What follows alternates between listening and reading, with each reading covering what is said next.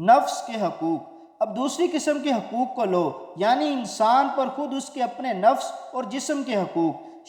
شاید تم کو یہ سن کر حیرت ہوگی کہ انسان سب سے بڑھ کر خود اپنے اوپر ظلم کرتا ہے۔ یہ واقعی حیرت انگیز ہے، کیونکہ ظاہر میں تو ہر شخص یہ محسوس کرتا ہے کہ اس کو سب سے زیادہ اپنے آپ سے محبت ہے، اور شاید کوئی شخص بھی اس بات کا اقرار نہ کرے کہ وہ اپنا آپ ہی دشمن ہے۔ لیکن تم ذرا غور کرو گے تو اس کی حقیقت تم کو معلوم ہو جائے گی۔ انسان میں ایک بڑی کمزوری یہ ہے کہ اس پر کوئی خواہش غالب ہو جاتی ہے تو وہ اس کا غلام بن جاتا ہے، اور اس کی خاطر جان بوجھ کر یا بے جانے بوجھے اپنا بہت کچھ نقصان کر لیتا ہے۔ تم دیکھتے ہو کہ ایک شخص کو نشے کی چاٹ لگ گئی ہے تو وہ اس کے پیچھے دیوانہ ہو رہا ہے، اور صحت کا نقصان، روپے کا نقصان، عزت اور غرض ہر چیز کا نقصان گوارا کیے جاتا ہے۔ ایک دوسرا شخص کھانے کی لذت کا ایسا دل دادا ہے کہ ہر قسم کی علل بلل کھا جاتا ہے اور اپنی جان کو ہلاک کیے ڈالتا ہے۔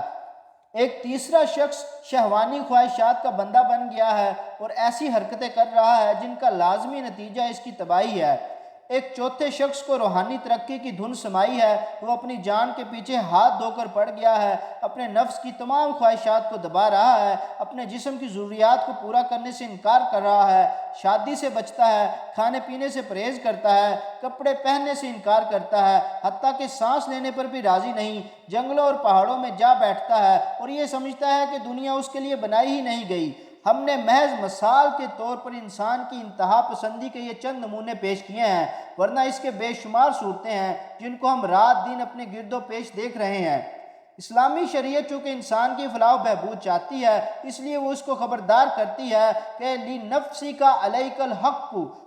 یعنی تیرے اوپر خود تیرے اپنے بھی حقوق ہیں۔ وہ ان تمام چیزوں سے اس کو روکتی ہے جو اس کو نقصان پہنچانے والی ہیں، مثلا شراب، تاڑی، افیون اور دوسری نشہ آور چیزیں، سور کا گوشت، درندے اور زہریلے جانور، ناپاک حیوانات، خون اور مردار جانور وغیرہ۔ کیونکہ انسان کی صحت اور اخلاق اور عقلی روحانی قوتوں پر ان چیزوں کا بہت برا اثر ہوتا ہے، اس کے مقابلے میں وہ پاک اور مفید چیزوں کو اس کے لیے حلال کرتی ہے اور اس سے کہتی ہے کہ تو اپنے جسم کو پاک غذاؤں سے محروم نہ کر، کیونکہ تیرے جسم کا تیرے اوپر حق ہے۔ وہ اس کا ننگا رہنے سے روکتی ہے اور اسے حکم دیتی ہے کہ خدا نے تیرے جسم کے لیے جو زینت یعنی لباس اتاری ہے اس سے فائدہ اٹھا اور اپنے جسم کے ان حصوں کو ڈھانک کر رکھ جنہیں کھولنا بے شرمی ہے۔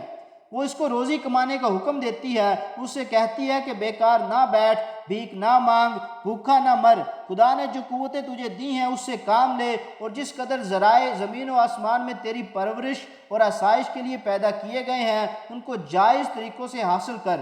وہ انسان کو نفسانی خواہشات کے دبانے سے روکتی ہے اور اسے حکم دیتی ہے کہ اپنی خواہشات کو پورا کرنے کے لیے نکاح کر۔ وہ اس کو نفس کشی سے منع کرتی ہے اور اسے کہتی ہے کہ تو آرام و آرائش اور زندگی کے لطف کو اپنے اوپر حرام نہ کر لے۔ اگر تو روحانی ترقی اور خدا سے قربت اور آخرت کی نجات چاہتا ہے تو اس کے لیے دنیا چھوڑنے کی ضرورت نہیں، اسی دنیا میں پوری اور پکی دنیا داری کرتے ہوئے خدا کو یاد کرنا اور اس کی نافرمانی سے ڈرنا اور اس کے بنائے ہوئے قوانین کی پیروی کرنا دنیا اور آخرت کی تمام کامیابیوں کا ذریعہ ہے۔ وہ خودکشی کو حرام کرتی ہے، اس سے کہتی ہے کہ تیری جان دراصل خدا کی ملک ہے اور یہ امانت تجھے اس لیے دی گئی کہ تو خدا کے مقرر کی ہوئی مدت تک اس سے کام لے، نہ اس لیے کہ اس کو ضائع کر دے۔